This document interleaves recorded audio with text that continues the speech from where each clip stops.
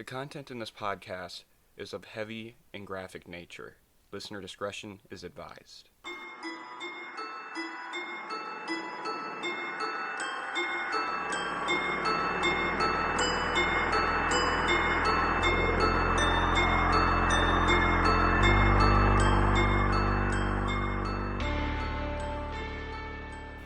Hello, ladies and gentlemen, and welcome to episode 3 of That Spooky Murder Show.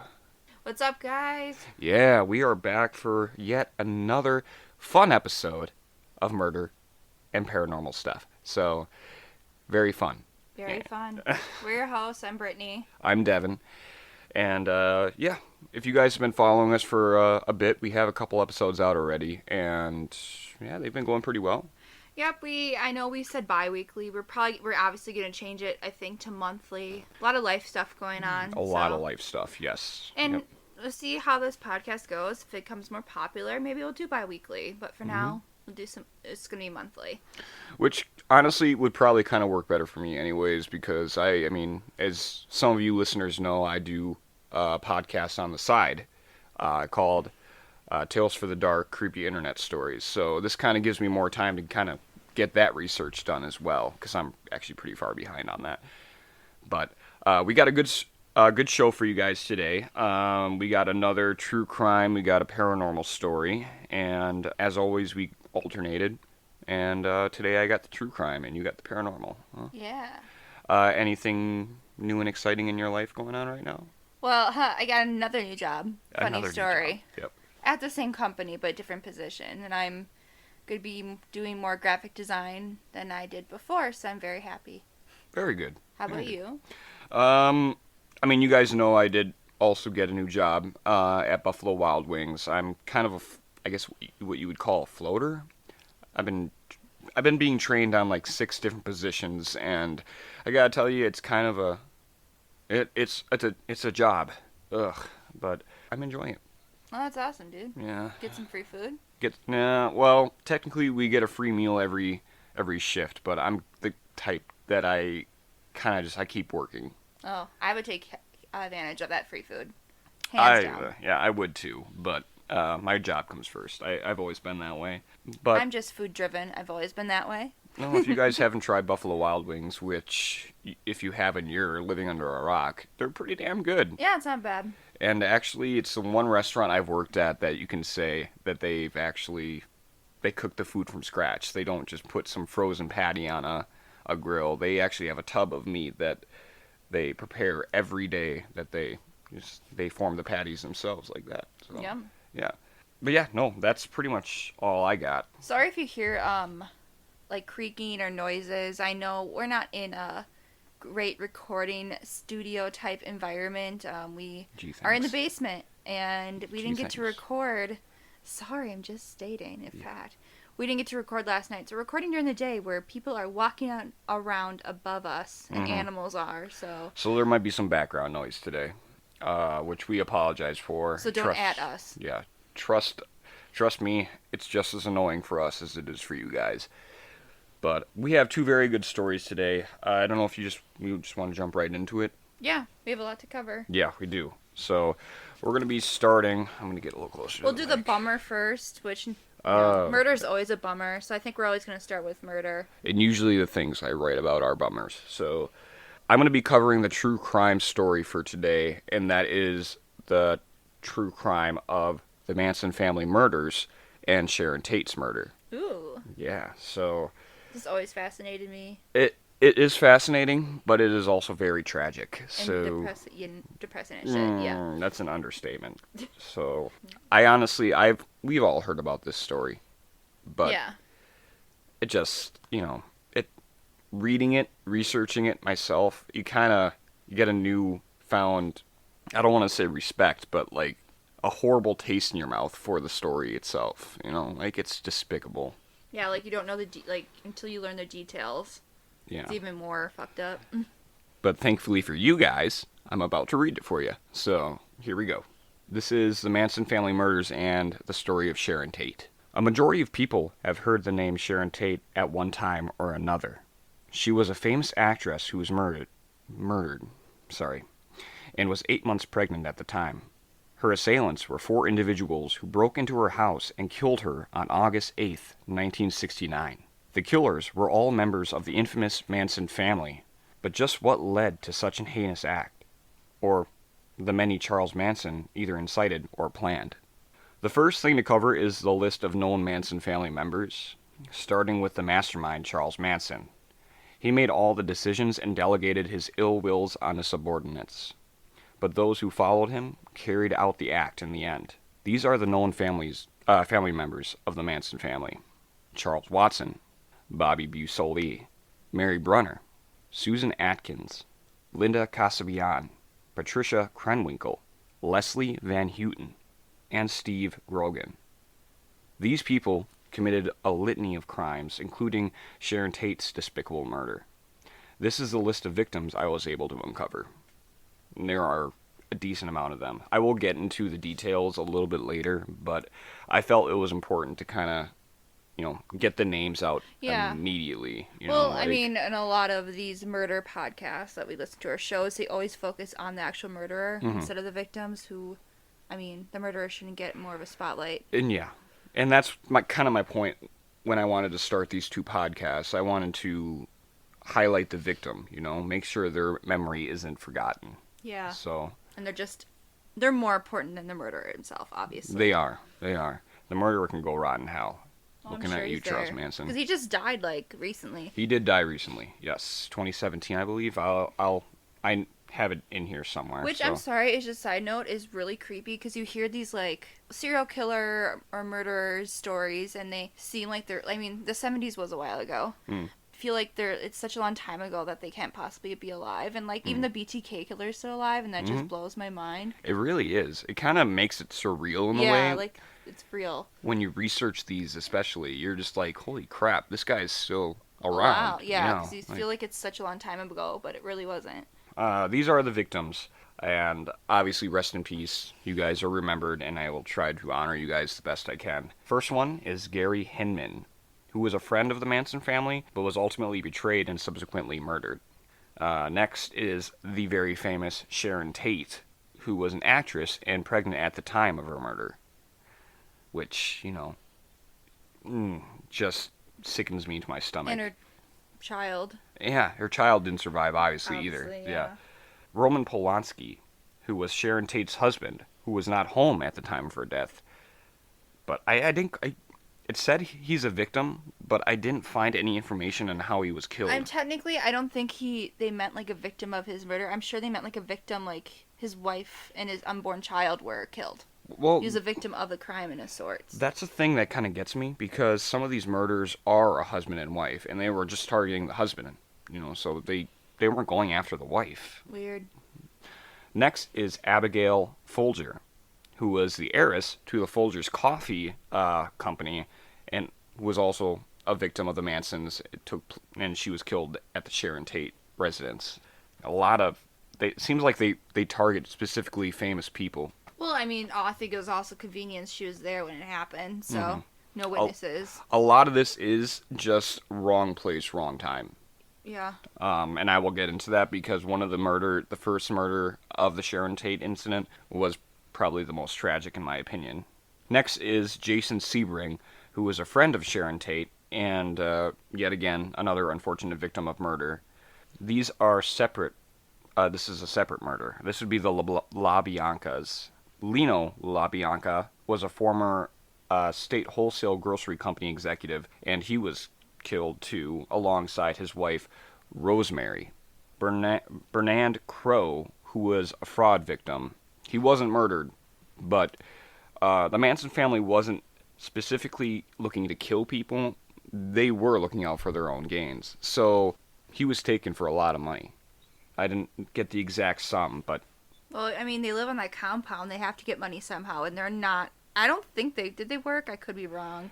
I don't think they did. There's no mention in the research that they had actual jobs or anything like that. But compound is actually a funny thing too, which I'll get into. But finally, Dennis Wilson who was a former Beach Boys member and an old friend of Charles Manson. So he was at least the final victim that I saw. Sorry, you probably heard a bump there. I accidentally knocked the mic. So this gets into the nitty-gritty details of everything, and it sounds like a lot, but I didn't find information on every victim, just more so the famous ones.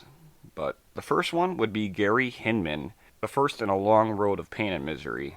Charles Watson was instructed to scam money from a man named Bernard Crowe for Manson. In turn, Crowe made various threats to Manson and his cult of a family. In retaliation, Manson shot Crowe, falsely claiming he had been part of a group dubbed the Black Panthers. Shit, so he actually did kill someone. Because everyone yeah. says that Charles Manson never actually had his hand in murder. He was just, like, the brains behind it. And that surprised me. In a way, he was. He, like every person with everything they do in their life, they learn from experience.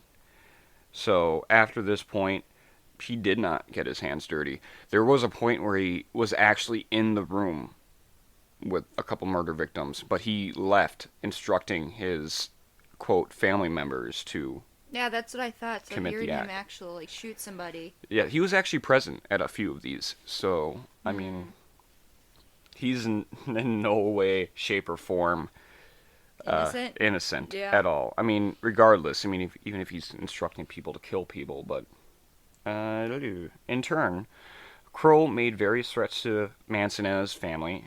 He was apparently part of this group, the Black Panthers, or so Manson thought.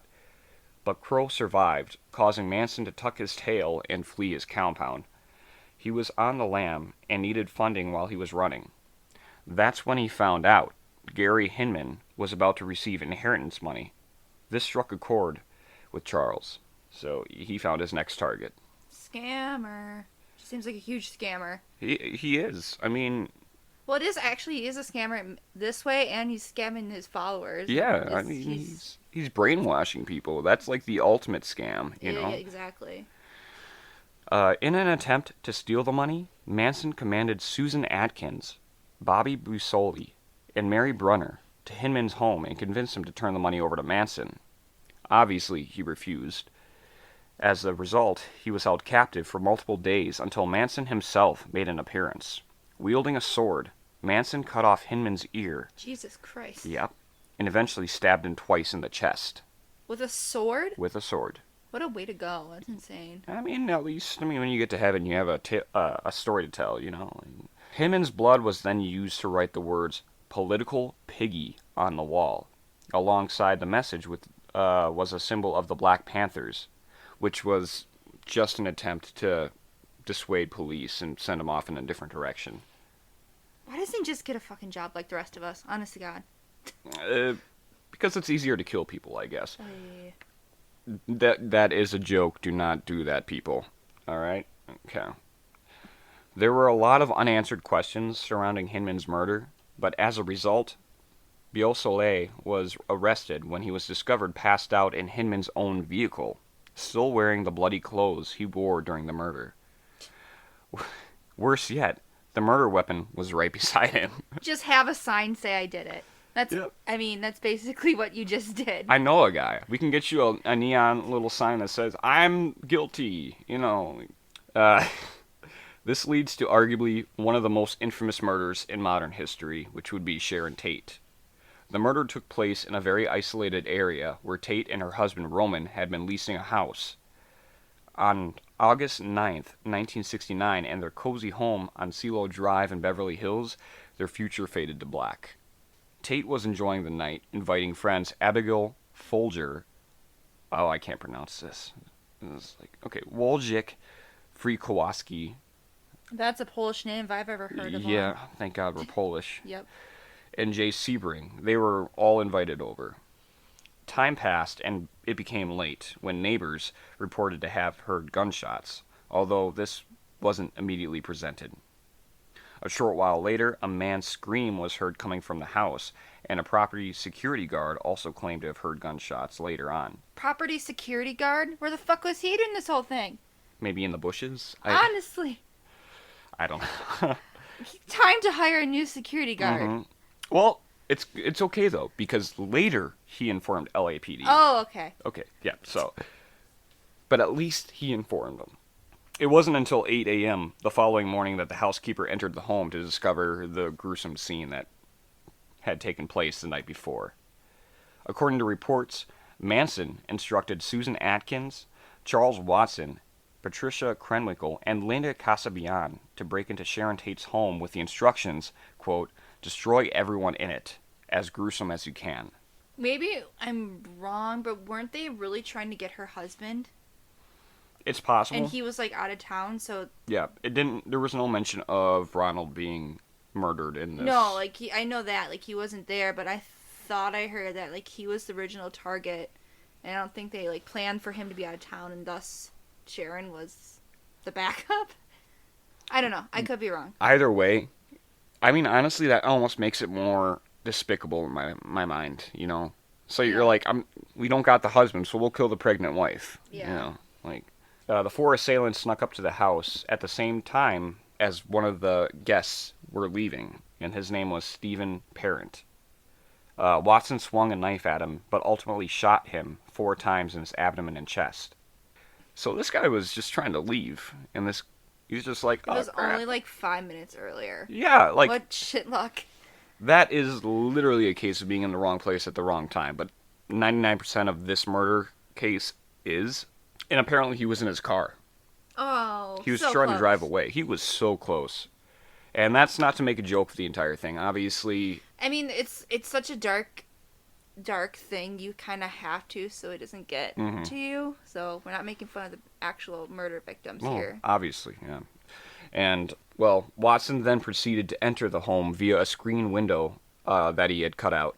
He continued to the front door where he let Atkins and Krenwinkel in, leaving Casabian outside to keep watch. This is where all hell broke loose. The trio searched the house to find Tate, Friokowski, Folger, and Sebring. To be able to control the situation, the killers tied Tate and Sebring by their necks together. Oh. Like, they were tied by the necks together. Yeah, that by itself really, kind of disgusts me. I've never heard of a murderer doing that, tying them up by their necks. You always hear like their arm, their wrists, or their ankles. And it gets much worse, trust me. Then they turned their attention back to Sebring, to whom they shot and stabbed a total of 7 times. Friokowski tried to fight back, breaking free from being tied up with a towel. He then initiated a struggle with Atkins, leading to her stabbing Friokowski in the legs. Trying to escape, he was pistol-whipped in the back of the head several times before being shot and stabbed. He was struck so hard by the butt of the gun that the grip fell off. Holy shit. And, I mean, I've held a pistol before. I mean... That's heavy. It's heavy. It takes a lot to break that thing apart. My God. He must have been hit so hard. Alright, so Folger then made an attempt to flee as well, and was subsequently chased down by Krenwinkel and stabbed. Still fighting to escape, she ran into Watkins. Wasn't this, like, in the backyard? That's one of the movies I watched, I feel like. I think it was by the front door, actually. Oh, I swear there was, like, someone... There was, like, a little entryway into, like, the living quarters, like, living room. And he, like, stepped out as she was trying to run. Oh, shit. No. But ultimately, Watkins also stabbed her, and altogether she suffered a combined 28 stabbings between the two of them. Good God. It gets worse. Sharon Tate witnessed everything and broke down, pleading with the 3 murderers for mercy. Her pleas fell on deaf ears, and she was stabbed 16 times and killed alongside her unborn baby while still tied up. Also, the gentleman that was tied to her by the neck was stabbed and killed while they were still tied. Oh my God. So she pretty much felt the... So it's not just like one thing witnessing it. You're tied to the person. You're feeling it. Like you're literally feeling the jolts and yeah. Oh my God. Which to me was just heartbreaking. That's one way to mindfuck somebody. Well, and that's the thing. And at the end, she's begging for her life, and they're just like, no.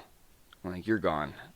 I'm like, you killed not only a very innocent girl, but you killed her unborn child, who was literally just about ready to pop out. You know? Yeah. That is unspeakable and unforgivable. I really wish I could say this was the end of the entire Manson family's trail of terror, but I can't. The night after the Tate massacre, literally the night after, the family went on the hunt for a new victim. Manson himself went along this time, citing that there wasn't enough fear induced by the murders of the Tate house. What? What the hell more do you want? Yeah, I mean, him alongside his 6 family members drove around the neighborhood until they found a house they had attended a party at just a year earlier. A neighboring house belonged to grocery store owner Lino LaBianca and Rosemary LaBianca, his wife. The testimonies of the Manson family differ from account to account, so the exact events of August 10th, 1969 are not confirmed.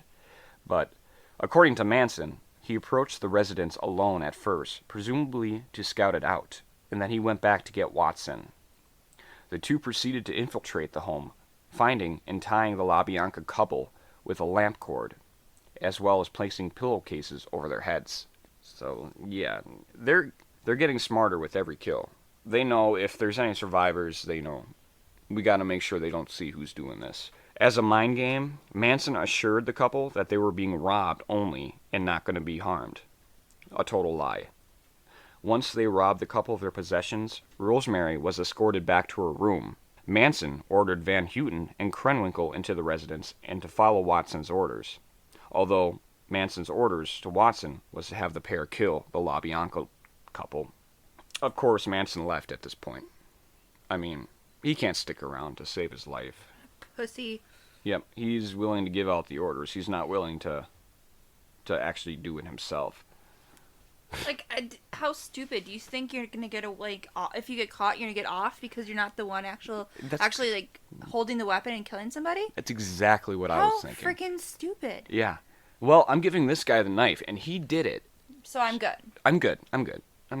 All right, but Watson proceeded to stab Leno, the husband, multiple times. He was still alive. He was screaming for him to stop. Meanwhile, in the bedroom, Rosemary began to fight back, hearing her husband start screaming. She used the lamp of the cord wrapped around her neck to defend herself. She grabbed the lamp and literally started swinging. That's really smart. Yep, it would have been. She was with 2 people. It was only Watson in the room with Leno at the time. So she was trying to fight off 2 people at once. While tied up. And she actually started off pretty good, to the point where the 2 actually called Watson back into the Watson back into the room, so all 3 of them would assault her. Between the 3 of them, this is probably the most gruesome one I've researched. She was stabbed a total of 41 times between the 3 of them. Holy crap! They literally took turns stabbing her. I mean, what do you say? I know. There's nothing to say to that. Just messed up. This was probably one of the most gruesome cases I've researched. Watson then came back to Leno, who was still alive, after being stabbed already. Good God. And then he finished the job. Stabbed him again and again and again until he was finally dead. Krenwinkel would go on to carve "War" into Leno's chest. Ooh. As well as leaving a carving fork in his stomach. Good Lord. Not only that, but a knife in his neck. Why? It's pretty sad that this murder gets overshadowed by Sharon's. Yeah. Because I mean, they're both really cruel, but this one seems... Not to take away from Sharon Tate's death. Yeah, but you don't really hear about this one. Just because she was famous, hers is more in the spotlight, yeah. But I think this one was more gruesome. Agreed. In the living room, the 3 killers used Leno's blood to smear the words, "Death to Pigs," and "Rise" on the wall. Just as well, a misspelt "Helter Skelter" was smeared on the fridge. Oh, so it was at this one they wrote that, not Sharon's. It was at this one that they wrote that. For some reason, I've always thought it was at Sharon's, because I guess that's the one they put out. And if you're going to kill someone and commit to it, I mean, get the words right. You're going to misspell something? You're going to look like the dumbest killer in history. Well, I mean, they kind of are. They kind of are. I mean, you idiots. He was stabbed a total of 28 times in the end. So he didn't get as many stabs as his wife did. But he was the ultimate target. Yeah, I mean, he get carved in the chest. So he was alive when he got carved in the chest? No, he was killed. He was alive after the initial stabbing. Then they went and killed his wife, and then came back for him. Okay. And then they did that post-mortem. It's just horrible. Frank Struthers, who was Rosemary's son, soon came back from a trip to find various suspicious things about the outside of the property, such as the shades still being drawn and Leno's speedboat still being parked in the driveway, which wasn't normal for him. He called his sister and her boyfriend, and together they entered the residence to find Leno's body. They then notified LAPD. The LAPD initially reported that the Tate murders and LaBianca murders were unrelated. Despite conflicts between two precincts, the LAPD insisted the Tate murders didn't have anything to do with the LaBiancas. They're just so stupid. Back in that time, the police departments did not like to work together or communicate. That's exactly what it is. Because because of this little squabble between the two precincts, this case could have been solved much sooner than it was. I'll go into that too. But police were scrambling, and this led to several dead ends. Ironically, in a way, the Manson family helped police as they continued their spree, leading to more than a dozen arrests. The Manson family traveled to Death Valley and dug into the ground looking for, quote, the bottomless pit, burning items from Death Valley National monuments. This led to authorities raiding ranches throughout the valley. Manson's family was apprehended in the raid, but Besolet's girlfriend was also arrested. So, they were trying to dig in, but they were starting to get smoked out, basically. Like, they were trying. They knew they were done for. When LaBianca detectives learned of Besolet's relationship with his girlfriend, they brought her in.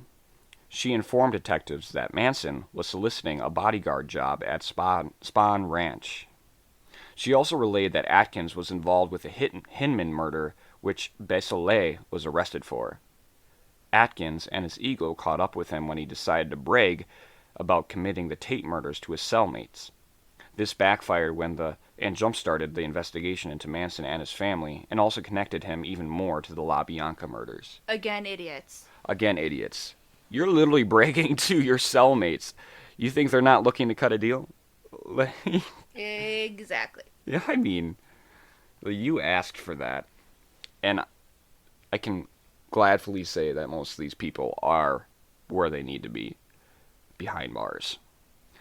Evidence began to be collected, such as the gun with the broken hilt. This led to LAPD issuing an arrest warrant for Watson, Krenwinkel, and Casabian for involvement in the LaBianca murders, as well as the Sharon Tate massacre. The three were arrested separately, with Casabian having yielded voluntarily. Manson and Atkins were not indicted, as they were already incarcerated for crimes in Death Valley. So, Manson and Atkins, they got pretty much a free ride on this, because they're like, we already got you on something else. Yeah, they just don't want to spend the money to investigate them. It's so stupid. If only you guys knew.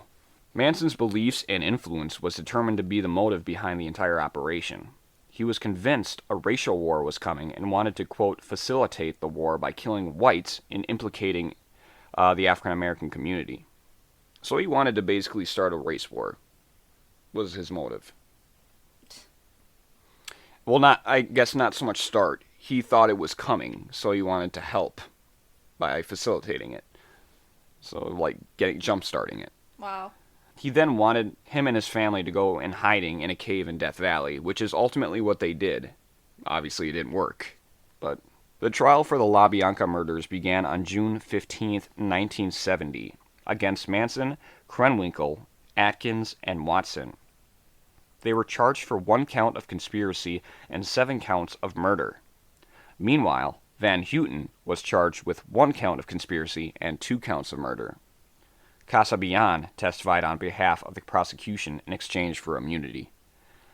So she was smart. She was like, yeah, I knew I screwed up. Like, I'm gonna, screw them. I'm gonna go for my freedom.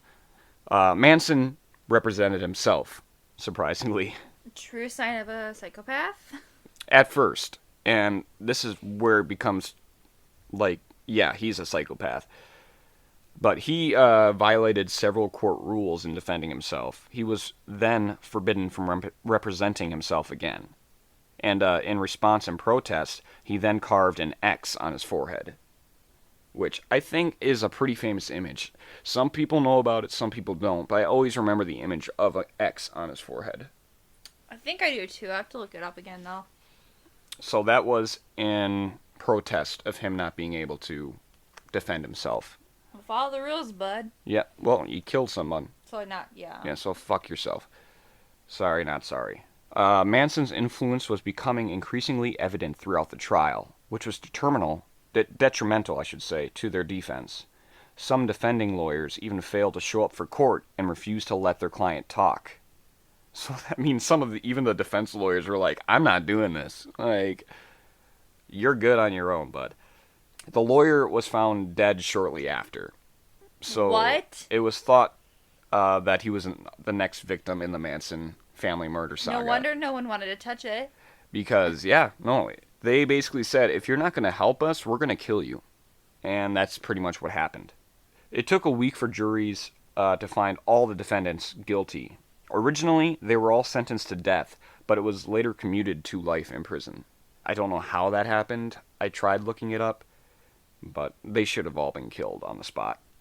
Honestly, and that's my honest opinion. Manson died in prison, though, due to complications of cancer in 2017. He was 83 years old. Casabian was granted immunity for her help in solving the case. The rest are still currently behind bars. The Manson family was a true display of true evil and horror, and their acts really had a significant impact on the world. Manson may hide behind his surrogates, but he is the mastermind and therefore a killing hand in these despicable crimes. We can find small comfort in knowing that they will never hurt anyone again. That's pretty much all I got. That's crazy. There's a lot of that I didn't really know. Me either, actually. And I'm sure there's a lot more to it that I could probably dig into. And I probably will. But, I mean, we both know this case. What do you think? It's always creeped me out because it's like it's lumped together with all other serial killers, but I think this is different because it's just so fascinating that he got these people, like, I know you didn't mention it, but these people it's a cult. It's a cult. He brainwashed them. They were normal people. Like, I think some of them were teachers, like, and to get them from that to be a murderer, that's terrifying to me that you can mess with somebody's mind and know how to mess with somebody's mind so much that you can change them into a completely different person. So does everybody have that in them that they could do this? I truly believe they do, yeah. And actually, this kind of reminded me a lot of American Horror Story Cults. I don't know if you remember that season. I've started it. It's basically starts out with Trump winning the election, which I know, it's already a horror story right there. But it's basically this guy, the guy who played Tate on season 1. Evan Peters, yes. He starts a cult, and it shows you how a very charismatic person can influence a seemingly well-founded, well-minded crowd, you know? So this could happen to anyone. You find someone you follow enough, you know, you find someone that you believe in enough, you're going to do anything and everything they ask. So I don't know if these family members were mentally ill so much as probably like the Stockholm syndrome, where you start to... Definitely Stockholm. Where you start to relate to your captor, you know. But as a whole, Manson is a horrible, horrible human being. I can't even call him a human being without getting a horrible taste in my mouth. But I think the world is much better off without him. And much of his family members are in jail. Casabian is out. But I think she did... I can't say she completely redeemed herself, but she did kind of redeem herself by turning the rest of the family in. So. That, or she's just so psycho that she's looking out for herself and doesn't give a shit about anybody else. Which is also possible, but I haven't heard of her committing any crime since, so I don't know. Again, shows a powerful thing of his mind control. If he can't control her, then, I mean, That says something that she doesn't kill again. Yeah. That's going to be it for my story for today. Next, we're going to be getting into the paranormal side of things, which my sister has taken care of today. So let's get right into that. Okay, you ready to be spooked? Totally. All right, so my topic this week is doppelgangers. All right, very cool. Doppelgangers are scary as hell, so buckle up. I got some good, interesting stuff. Okay. According to an article titled The Mythology Behind Doppelgangers, aka having a ghostly twin is terrifying, the word doppelganger translates literally to a double goer or double walker in German, and it's defined as a ghostly counterpart of a living person. In traditional folklore, doppelgangers are usually considered to be ghostly apparitions or entities rather than physical beings, and almost always sinister in nature. Yeah, that sounds about right. The sight of one, either your own or someone else's, is widely considered to be a bad omen, as doppelgangers are supposedly indicators of darkness, bad luck, and sometimes straight up evil. I've heard that both ways. Yes, definitely. Yeah, just hearing from some of the stories, they don't seem, I don't know. I just find it scary. Mm-hmm. The idea of doppelgangers can be traced back thousands of years and was present in many cultures of the past. In ancient Egyptian mythology, a Ka, sorry if I'm saying that, sounds right, was a tangible spirit double having the same memories and feelings as a person to whom the counterpart belongs. In Norse folklore, they describe entities down as Vardargar. My Norse is so good. Vardargar. Ghostly beings that preceded their living counterparts, taking their places of various activities and performing their actions in advance. The spirit with the subject's footsteps, voice, scent, or appearance and overall demeanor precedes them in a location or activity, resulting in witnesses believing they've seen or heard the actual person before the person physically arrives. Say that 3 times. I couldn't even say it once. This bears a subtle difference from a doppelganger, which is a less sinister connotation. I know a lot of big words today. Okay. Okay, people from the Orkney Island in Scotland, also probably butchered that, feared a small fairy-like creature called trolls. According to legend, trolls would give birth to children who were apt to be sickly.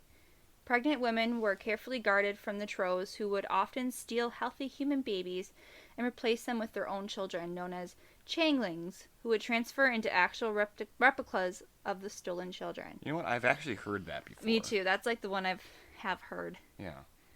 All right, and of course, Native Americans.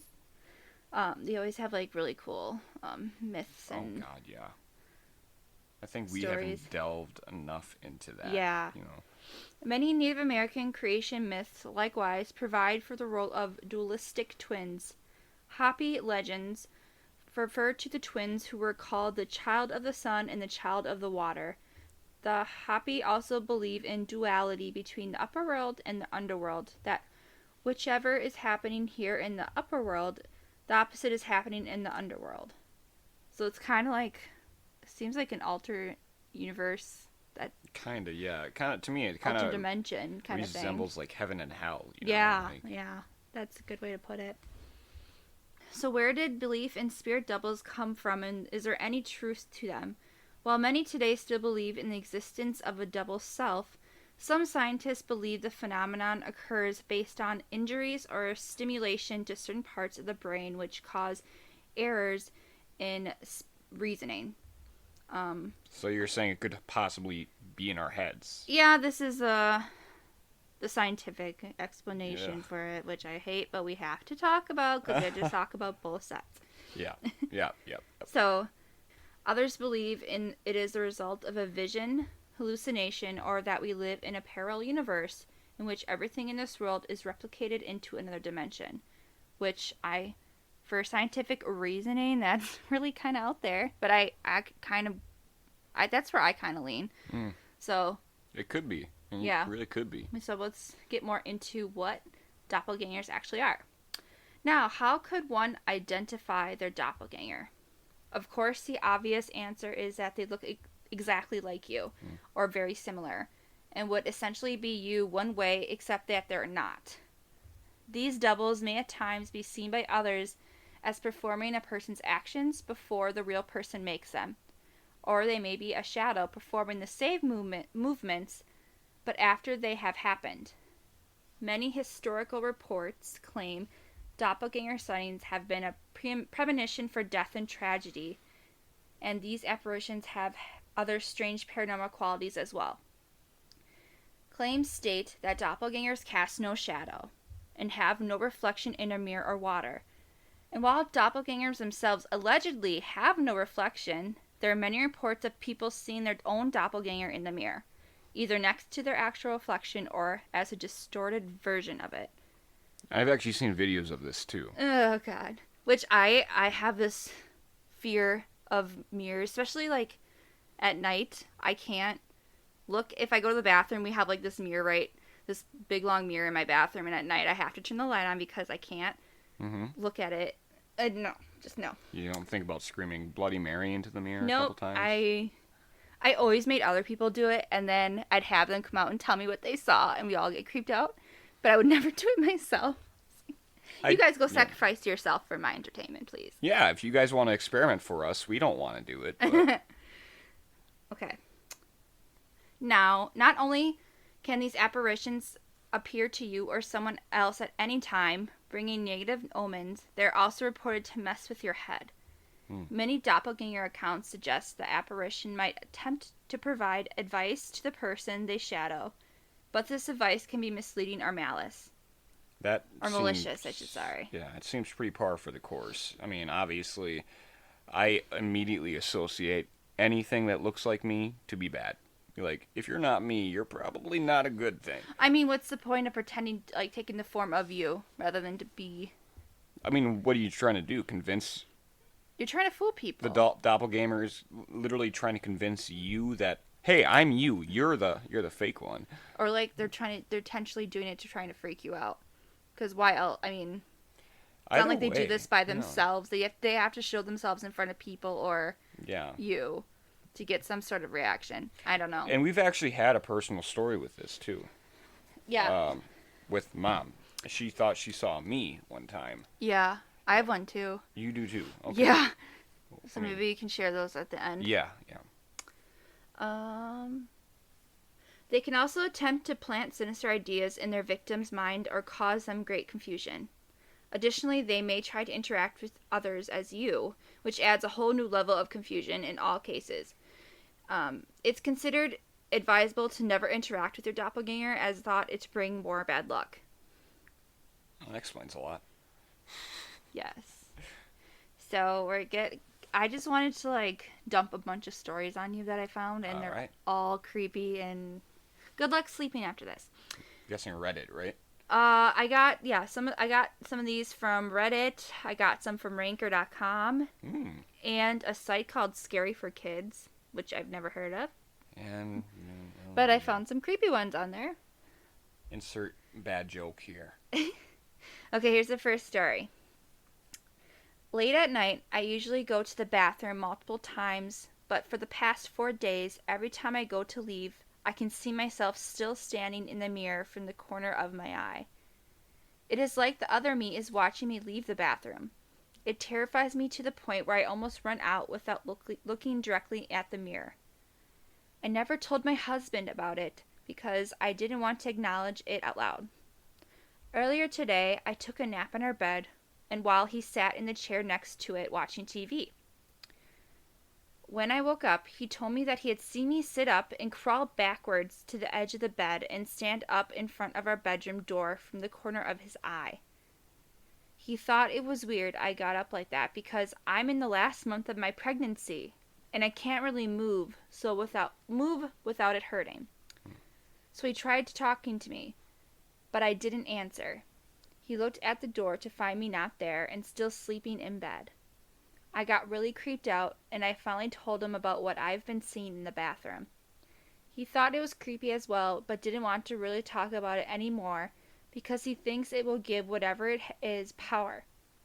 I have no idea what it wants or why we have both seen it. That typically is a thing. I mean, people might come across as skeptical, but, I mean, a lot of people avoid this stuff because they believe in it too much. So the boyfriend or husband or whatever, he yeah, it seemed like he believed it. He's just like, I'm not messing with that shit. That's how I feel about Ouija boards too, and like the huzozo, as Yep. Krista would say. I absolutely agree. Is something I believe in with all my heart. Like our dad has had experiences with the Ouija board. I don't think he's really even talked much about what those experiences were. This is the first time I'm actually hearing about it altogether. So, meaning something happened and he's the one to like bring light to it, and I don't blame him. But like, it's something I would not mess with. No, and I am the same way. Ouija boards have always been a huge no for me. It's a kid's game. They sell it for kids, and this is not something you guys are going to want to mess with, you know. And same with the Z demon. I will not even like distort his name. I will not even. Yeah. Yeah, I am that into it that I totally believe it'll bring nothing but harm. Well, that's why, like, also, I know we're going off a tangent, but, like, even saying a demon's name is thinking to give it power. So, I mean, if these things are demonic, which I am not sure if they are, very possible. Just talking about it probably isn't the best. So thank God you're just listening, right? Right. But, oh, when I heard her crawl backwards on the edge of the bed, it made me think of, like, a crab walk. Mm-hmm. And that freaking scares me. Kind of reminded me of Kurt's story with his apartment. Yeah, that's kind of what I thought, too. Yeah. Maybe he did see his doppelganger. Who knows? In a weird, distorted one. I was going to say, if that's his doppelganger, he's got some work to do. Yep. Okay, so the second story is also very creepy. Usually are. Okay. One night when I was 9 years old, I woke up around 3 a.m. and saw my mom standing in the doorway of my bedroom. Something wasn't quite right. Something about her was off. She looked pale, almost see-through, and she was just standing there in my doorway, staring at the wall. "Mom?" I asked in a worried voice. She started moving towards my bed, very, very slowly, and the whole time I kept asking, "Mom? Mom? Mom?" But she never answered. When she finally reached the head of my bed, she reached out to me, very, very slowly. And just as she was about to touch me, she suddenly vanished.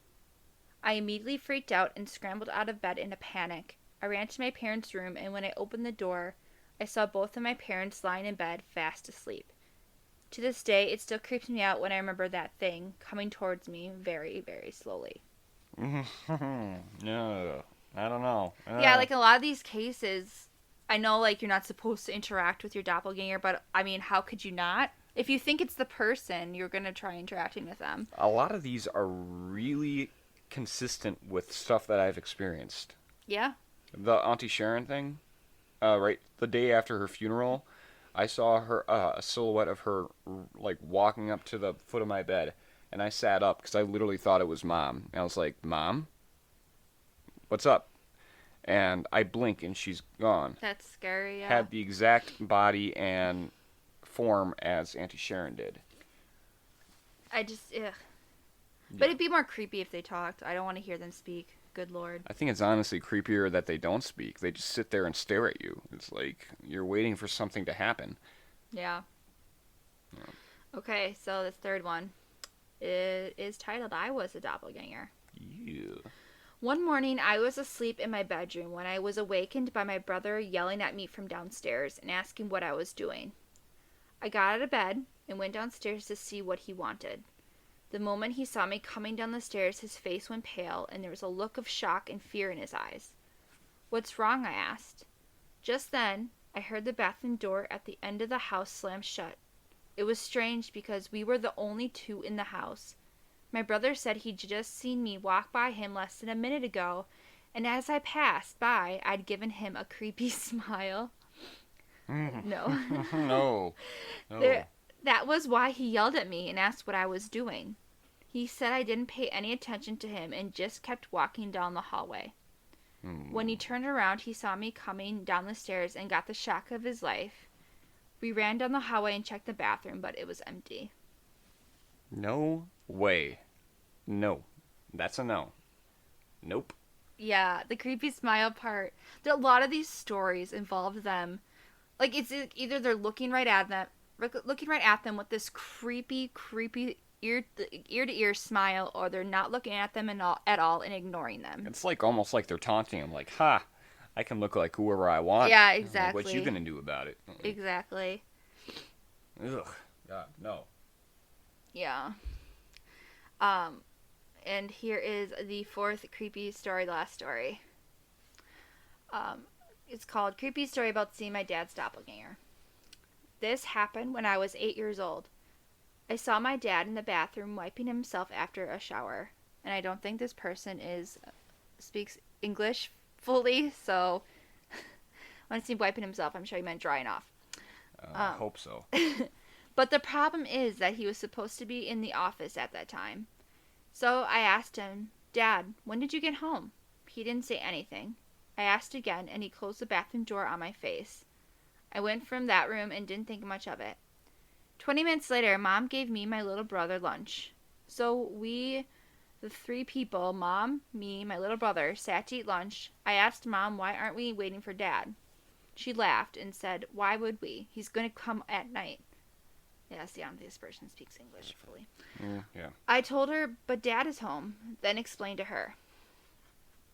We searched the entire house, but couldn't find him. Creepy, right? After eating, me and my little brother fell asleep. Mom stayed awake to watch TV. I woke up to Mom's scream. I rushed to look for her. Found her before the bathroom door. She hugged me and couldn't talk. I looked at the bathroom and it was empty. I asked Mom what happened, and she said she saw Dad. Dad was there. But why would he appear out of nowhere? She asked him when did he come home and said she saw that thing that looked like Dad but made a horrible, creepy face. So she screamed. And in no time I was there and that thing disappeared. Later, Dad came home at night and I told him everything. I don't remember what we did after that, but we moved out. Oh my God. That is terrifying. Yeah, so it's like the first one was trying to, it seemed like the entity was trying to actually be like the dad, but the second experience with the mom, that it distorted its face. Mm-hmm. Oh my God, nope. That would be huge, And again, that goes back to like our mom's experience with me. Yeah, why don't you tell us about that one? Well, I still don't know all the details, but yeah, no, she claims I came downstairs at our old house, from my room, and she saw me go into the kitchen, and she asked a question like, "You getting something to eat?" And I didn't answer, and so she got up and followed me into the kitchen, and I wasn't there. And then she came upstairs, and I was still upstairs playing my video games, and she asked if I had come downstairs, and I had said no, I didn't. So it terrified her, because I apparently was someplace, and then suddenly I'm gone. Like, there's no trace of me. Which I get, I'm a very quiet person, but... You are a cat, and you need a bell, so everyone knows where you're at. Yeah, but, that night, no, I wasn't. When I play my games, I'm pretty much in my room for hours at a time. I would know if I came downstairs. So, like, yeah, we're not sure if it was an actual doppelganger, or it could be our cousin, Zach, who passed away, who you two happen to look a lot alike. They born on the same day, too. So born on the same day. We might as well be twins. In the same hospital, which is weird. Yeah, might as well be twins. Yeah. But no, yeah, we've had our own run-ins with this. Yeah, I had one. I don't know if it was a doppelganger or if it was a spirit, but I saw something. I lived in Milwaukee for about 5 years. I went to school there. And I lived in an old apartment building with a roommate. And I think I got home from class or something. Or work. But I remember, like, going to my room and laying on my bed. I had my door open, and my door, obviously, it was led into the hallway. And from the corner of my eye, I saw this, like, white It was like a bright, I don't know how to describe it. It was like a figure that looked like bright and white, but I saw the corner of my eye, and it walked past my door towards our kitchen. And at that point, I thought it was my roommate. So I like tried talking to her, didn't get a response. Kept trying to talk to her, and I kept getting annoyed because she was ignoring me. So I got up and went into the kitchen, and she wasn't there. I'm like, that's really weird. So I walked back to her room, and she was sleeping in her bed the whole time. I think I remember you telling me this story one time. And I was creeped out. It was something. Like, our boards in that, it's an old building. So the hardwood creaked when you walked. And that, whatever it was, made the boards creak. Yeah. Where I thought it was a real person. So I don't know if it was her, like the doppelganger situation, or if it was an old building. It's very possible either way. But I will say that every investigator's first goal should be to debunk. Yeah. But in that, the only way, like, there's two entrances to our apartment. So there's a door off our kitchen where she could have left from, but it's not a quiet door. It's an old door. You would have heard it creak. You would have heard it slam. And probably you could hear it latch, too. Yeah, so, like, the only way that thing, whatever, if it was a person, could have gotten out, I would have heard that. And I didn't. Creepy. Very creepy. Yeah, nothing else happened in that apartment. I don't know, that's just happened my whole life, where things just randomly happen to me in random houses. It's been happening to us our entire lives. Yeah, so I don't know what it was. Probably the product of growing up, being raised by a bunch of paranormal investigators. Yeah, and I think we're a little open to and sensitive to things. Yeah, things just find us. Yeah, we're going to sprinkle our stories in the certain topics because they do match up. Yeah, no, absolutely. Yeah, we'll talk about our personal experiences as they happen. In fact, it actually gives me an idea for our next episode. But I assume that's it for... That is it for Doppelgangers. Yep. I looked really hard to figure out, like, what people think that they actually are, if they're demonic, if they're paranormal, if they're, like, interdimensional beings. So, I mean, they could be any of those things. To me, I don't know if they're just paranormal. I think there's something more to it. It's demonic. It's dark of some sorts. I didn't share any of these stories, but there's some stories where the entity does interact with a person and tries to beckon them to them, or tries... I think it's very ignorant to assume that every ghost is just that, a ghost. You know, there's different types of things. You know, cryptids are there for a reason. There's Slender Man. There's the Rake. There's Doppelgangers. And then there's, like, your poltergeists. You know, they're different types of supernatural and paranormal beings. I totally believe that this thing is kind of is in a category of its own. Yeah, I think... Yeah, I don't know if it's a demonic thing taking form. I mean, either way, it's not doing something good. It's trying to mess with somebody. It's showing itself to you as you, because you're going to be like, what the hell? I mean, it's trying to mess with your head. That's pretty much what it is. You. I would call it a mind hunter. Yeah, like it feeds off your fear. Yeah, that's pretty much the perfect way to put it. It feeds off of the anxiety and the stress that it gives you. And it'll take any form that it can to kind of give you that discomfort, you know, so. Yeah, and I believe it in the stories where they're actually interacting with, like, whoever person sees them. But then in cases where it's just a lot of cases they just see somebody walking away from them to a different room. So in that case, I feel like it could also be interdimensional, where maybe it is you in another dimension doing the exact same thing as you would be doing, but for some reason, that moment in time... It just bleeds through. Yeah. It's very possible, and as always, we will never know fully. But it's always fascinating. It is. Such a fascinating topic. So we will always speculate. And that's what we're going to ask you guys to do as well. So if you're watching this on YouTube, if you're looking us up on Spotify, CastBox, what have you, or even on our Facebook page, drop a comment down below on what you think this could be, or if you even think it exists altogether. Or if you have experiences, I would love to hear your experiences. We always want to hear your personal experiences, and we will feature them on here if you guys do so choose to post them. But that's all we have for now. Yeah, that's all we got for today. So yeah. You'll hear us next month again. Yep. I'll be doing crime. Devin will be doing paranormal. Yep. If you have any suggestions or requests of what you want to hear, hit us up as well. And again, we apologize for the inconsistency on the episodes. It's going to be a month, but that's give or take a few days. We both have a lot going on in our lives right now. I actually got the other podcast going myself, so we don't have a whole lot of time to do what we need to do. Well, and I think like some more life changes happened after the second episode. Yeah. So I mean, we can't plan stuff for those things to happen. Yeah, absolutely. But we will get the next episode out promptly when we can. Yeah, and we'll do a better job on social media to let you know when those things will be coming out. I'll take care of that. Don't worry about it. But that is it for today's episode. You have anything you want to say before we go? Yep. Just where to find us. What'd you say? Castbox, YouTube, Spotify. Correct. Again, still working on Apple. Yep. We got Facebook. We got an Instagram. Email. And in case you guys didn't hear it at the beginning of the episode or even look at the title of the podcast you're listening to, it's That Spooky Murder Show. Yeah, you almost got it wrong, too. I know.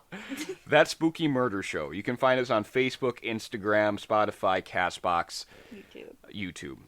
So, I think that's it. We're good? Yeah. All right. So thank you guys very much for listening. We will see you in the next episode. We're out. Bye.